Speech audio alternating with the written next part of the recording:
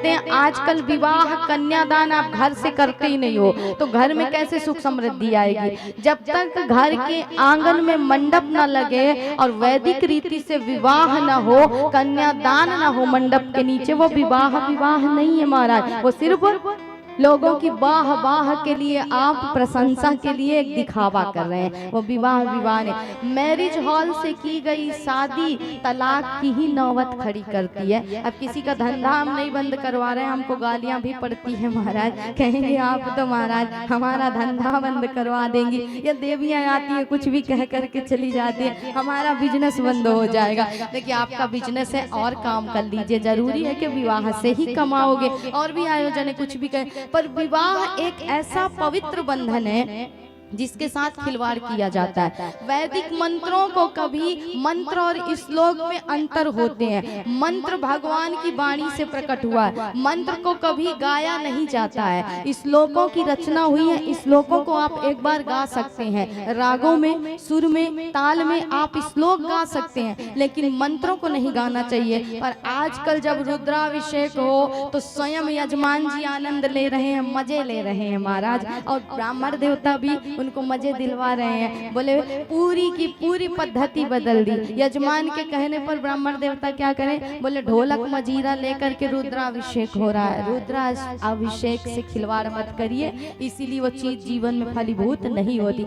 मंत्रों के साथ छेड़छाड़ नहीं करना चाहिए। वैदिक मंत्र भगवान की वाणी है, और भगवान की वाणी से छेड़छाड़ करोगे तो जीवन में तलाक की ही नौबत आएगी। अब विवाह में वाद्य यंत्र बजा करके गा के फेरे करवा जाए, बोले संगीत में फेरे चल रहे हैं।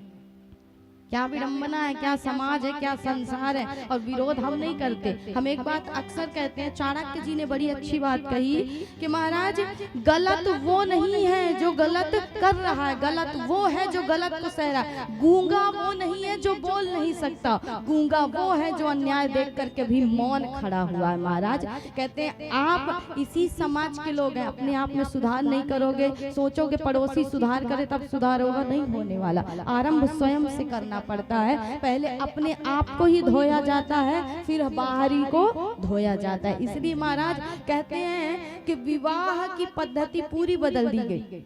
इसलिए विवाह क्या हो गया, बोले वाह वाह के चक्कर में निपट गए, बर्बाद हो गए। मैरिज हॉल से किया गया विवाह घर में सुख समृद्धि नहीं लाता, उस कन्या का, उस वर वधू का जीवन व्यर्थ है। महाराज कहते हैं कन्या जब विदा होती है लक्ष्मी है, अन्नपूर्णा है, आपके घर से जाती है, अक्षत फेंकती हुई जाती है कि मेरे पीहर में सुख समृद्धि बनी। अब मैरिज हॉल में फेंकेगी तो सुख समृद्धि मैरिज हॉल में आएगा कि तुम्हारे घर में आएगा।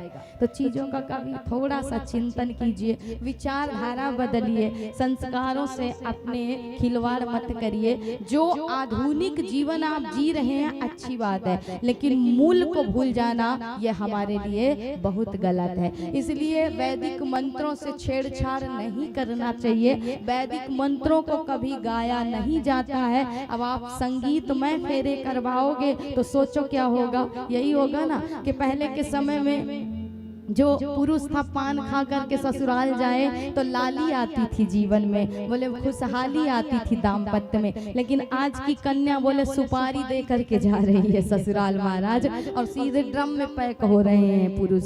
इसलिए समय स्थिति बदली है, पर अपने संस्कार, अपने उसूलों को, अपनी मर्यादाओं को मत बदलिए, अपनी धरोहर को मत छोड़िए, अपने मूल को मत भूलिए। हमारे 16 संस्कार बहुत ही मूल्यवान है, इनमें परिवर्तन करना, अपने जीवन से खिलवाड़ करना है। इसलिए जो करना, बाकी चीजों में दिखावा कर लीजिए, लेकिन विवाह में क्या दिखावा करना।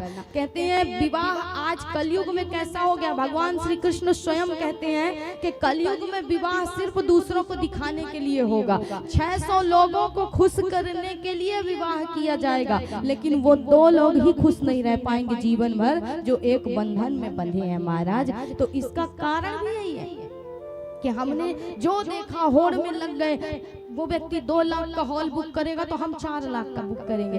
विवाह दिखावे की चीज नहीं है, बोले विवाह दो रिश्तों का, बोले 2 आत्माओं का मिल। गृहस्थ जीवन से शिक्षा लीजिए कि गृहस्थ कैसा होना चाहिए। बोले वन में रह करके भी मन मिला है तो पार्वती खुश है शिव के साथ,